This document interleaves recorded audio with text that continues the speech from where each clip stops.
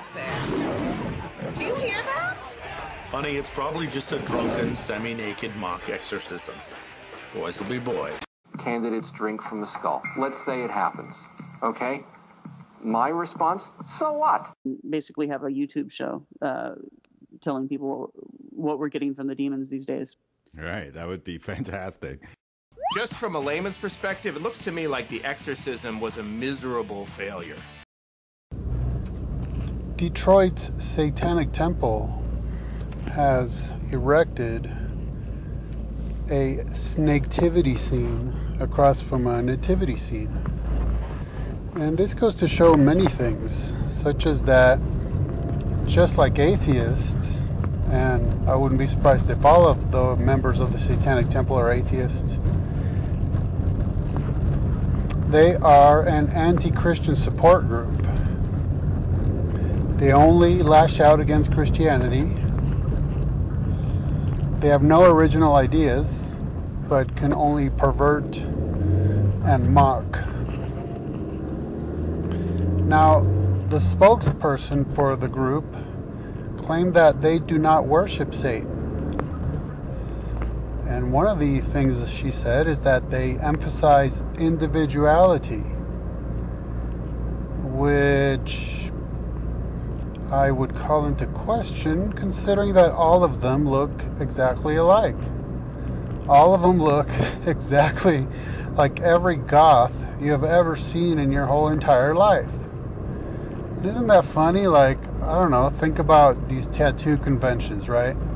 These meeting of the great rebels of society who stick it to the man, who flaunt society's conventions, who are individualistic, and they all look exactly alike. It's a riot. So I guess, you know, when you become a true individual, you all end up looking exactly the same. So this monument is pretty interesting. It consists of the symbol for sulfur, and this is made up within the monument by a cross that has two cross beams, so one vertical and two horizontal, and then the way they wrapped the snake around it forms the infinity sign at the bottom. So the combination of this doubled cross with the infinity sign at the bottom, that makes up the sign for sulfur. And at the top of the cross is the goat of Mendes, with a particular emphasis on Baphomet, as it is an encircled pentagram. So it's a pentacle that's upside down with the goat within it.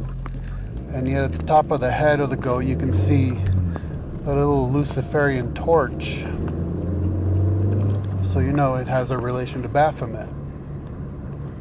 Now across one of the cross beams, it says that the greatest gift is knowledge, and that really seals the deal, because, oh, one more thing to mention. Resting upon this display is a book they placed there that is called The Revolt of the Angels. So putting the whole picture together, The Revolt of the Angels is a book about an angel named Arcade that comes to Earth, studies science and philosophy, concludes that God does not understand the world and therefore could not have created it, and so he joins a band of fallen angels to fight against God. And, well, this is the basic satanic Gnostic doctrine, which is exactly that the world is corrupt, and therefore must have been created by a corrupt being. And since the God of the Bible is said to have created the world, then the God of the Bible is corrupt. Then you combine this with the concept of the illumination that the goat is bringing, the goat of Mendes, Baphomet goat, with the concept of that the greatest gift is knowledge. And that's the whole satanic Gnostic story, that this God of the Bible sought to keep humanity nice and ignorant like by keeping them from the knowledge of good and evil, and that the snake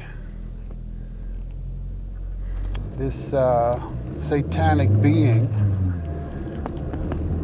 came and liberated humanity and gave us that knowledge, allowed us access to it.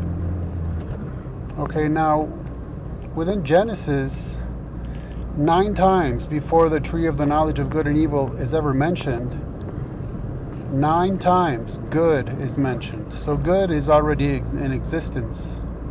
So what could the knowledge of good and evil bring us except for evil? Right? The knowledge of good and evil, the dichotomy between good and evil.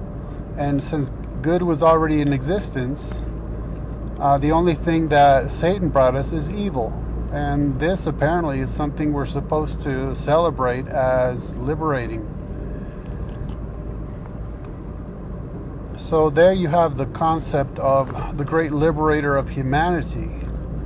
And this story has been told in many, many different ways. For example, through the myth of Prometheus. That on the surface sounds good, but when you understand what it's saying, you understand it's the same story, right? Prometheus, the Titan, who stole fire from the gods and gave it to humanity against Zeus's will. So it's the same story. He's bringing illumination, right? The torch on the head of Baphomet. He's bringing that illumination to humanity against God's will. So that they too, within that myth, you would also think, wow, isn't that wonderful? Prometheus is wonderful. He brought us fire. And of course, that's a very important technology. Well, sure it is, but read into the myth what is actually being told. And it's not surprising that within the modern day TV show Supernatural, they refer to Prometheus as humanity's savior. And so within this little display, you actually learn a lot about the satanic doctrine